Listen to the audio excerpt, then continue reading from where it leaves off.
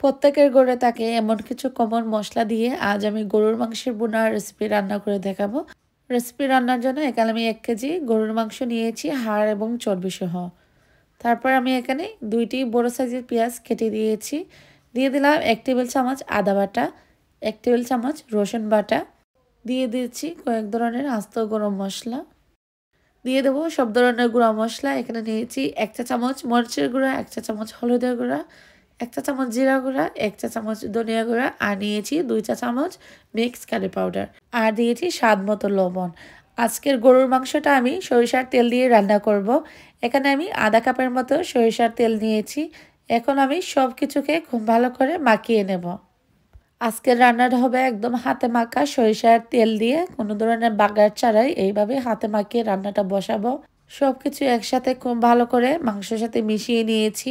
এখন এটাকে ঢেকে 20 মিনিটের মতো রেস্টে রেখে দেব। এখন আমি মাংসটাকে চুলার উপরে বসিয়ে এটাকে মাঝারি আঁচে 20 থেকে 25 মিনিটের মতো জাল করে নেব। 20 মিনিট পর এই তো দেখতে পাচ্ছেন মাংস থেকে কিন্তু পানি বের হওয়া শুরু হয়েছে। এখন আমি একটু নাড়াচাড়া করে আবারও ঢেকে দিয়ে এটাকে আরও আধা ঘন্টার মতো রান্না করে নেব। প্রায় 30 মিনিট রান্নার পর দেখতে পাচ্ছেন খুবই সুন্দর একটা কালার এসেছে, একদম বোনা বোনা হয়ে গেছে। এই পর্যায়ে এখন আমি 3 থেকে 4 গ্লাসের মতো পানি দিয়ে দিচ্ছি ঝোলের জন্য। সবকিছু একসাথে খুব ভালো করে মিশিয়ে নিচ্ছি। আর এখন আমি মাংসটাকে মাঝারি আঁচে রান্না করে নেব যতক্ষণ না এটা হয়ে আসে।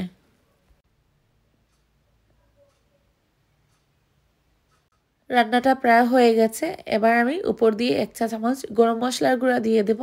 দিয়ে আরও 4-5 মিনিটের মতো এটাকে মাঝারি আঁচে রান্না করে নেব। আর মাত্র কয়েকদিন রয়ে গেছে কুরবানি ঈদে। তো আমার মতো করে আপনারাও এইভাবে রান্না করে দেখতে পারেন সরিষার তেল দিয়ে হাতে মাখা গরুর মাংসের বোনা। দেখতে যেমন সুন্দর, খেতেও কিন্তু দারুণ মজার।